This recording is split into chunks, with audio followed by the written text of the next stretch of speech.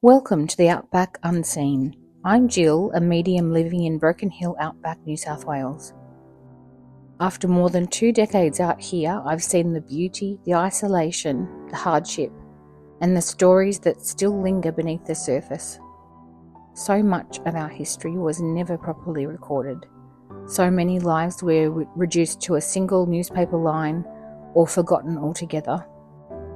That's what the Outback Unseen is all about. Through historical storytelling, paranormal investigation, spiritual discussion, and honest conversation, we explore the lives, tragedies, mysteries, and unexplained experiences tied to the outback.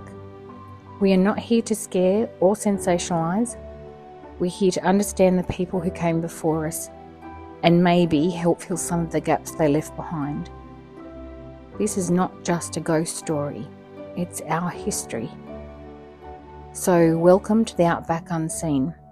Find us online at theoutbackunseen.com or follow Outback Paranormal Tours on Facebook, Instagram and TikTok. Okay, one of our biggest philosophical problems in paranormal investigation is, why do spirits appear in period-appropriate clothing?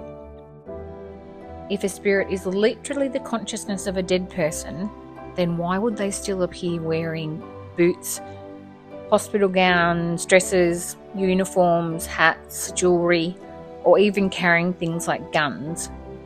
Clothing isn't actually biologically a part of us, obviously, and it's not actually attached to our consciousness. So why is it many reports of apparitions across cultures and throughout history have apparitions in specifically dressed ways? The question becomes even stranger when you consider places like hospitals, prisons, mining towns, cemeteries, battlefields. If someone did die, injured, unconscious or naked, why would they then appear fully dressed later? One of the reasons many investigators, including me, start to question whether what we're actually witnessing is actually the literal spirit of a dead person at all. Perhaps what we are seeing is something far more complicated. I've got a few theories. The first is residual or imprint theory, and the idea is that a traumatic or emotionally charged moment has left an energetic recording in the environment. In that case, the apparition isn't actually intelligent at all, and it's not actually interacting with it. It's more like a replay, so the scene's repeating itself over and over. The clothing isn't chosen by the spirit. The clothing is just a record of that moment. That theory could explain why some apparitions repeat the same actions over and over again, why they walk the corridor or appear at the same window. They seem completely unaware of us observing them. It's less like a conversation with the dead and more like briefly stepping into another layer of time. Another possibility is that the human brain itself actually does a little bit of constructing what we perceive. We recognize patterns. That's how our brain works. And so if we experience unusual sensory input, so movement, sound, emotion, shadow, temperature change, all of those things we look for when we're looking for spirit, the brain can attempt to, I guess you'd say, complete the picture for us. And we try and recognize a pattern there. In other words, if the figure isn't actually fully there the way we would imagine, we can sometimes fill in parts of that using our memory or expectation or culture or context. Then there's other theories as well that really do fascinate me, and the idea that these experiences are not actually spirits but moments where timelines and dimensions or layers of reality briefly intersect. I really do feel like we are actually intersecting a timeline perhaps, and throwing it out there that we are intersecting a time when they are actually wearing those clothes. Maybe the nurse seen walking through an old hospital corridor isn't dead in the way we think, but for a fraction of a second, 2 points in time overlap. And maybe they see us as well in our very strange clothing, our modern clothes.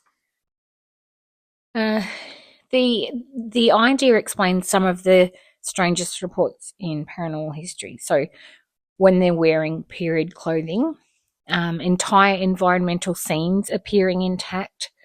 I have heard of war scenes, sort of, I think early American wars have been seen, like the battlefields intact. Witnesses reporting figures that seem startled by them. I recently was told of a lady who went into an English castle and found or came across a guard that had the old metal helmet on that came down over her nose or his nose. Something similar to that. Phantom sounds, conversations, trains, whistles, music and machinery. I don't know that spirits are wandering around endlessly, but I think reality itself and time itself might be thin. There's also the possibility that consciousness presents symbolically. That means we're not necessarily seeing a literal form, but an identity.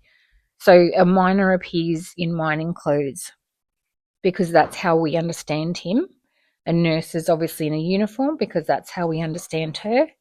It's sort of more like a part of their consciousness, a part of the memory or the energetic imprint. So regardless of which theory someone leans towards, it's very clear that the idea traditionally of ghosts, it actually creates more questions than answers.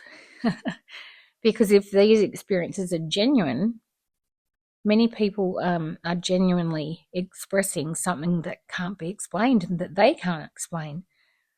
So we may not just be interacting with the dead. It could be a memory or energy. It could be a consciousness, or it could be our own perception. Maybe it's something we don't have the scientific language for to describe yet. But I think that's what makes this so exciting and so fascinating. Not because we have all the answers. It's because we don't have the answers and we get to keep looking for them. Thank you so much for your question.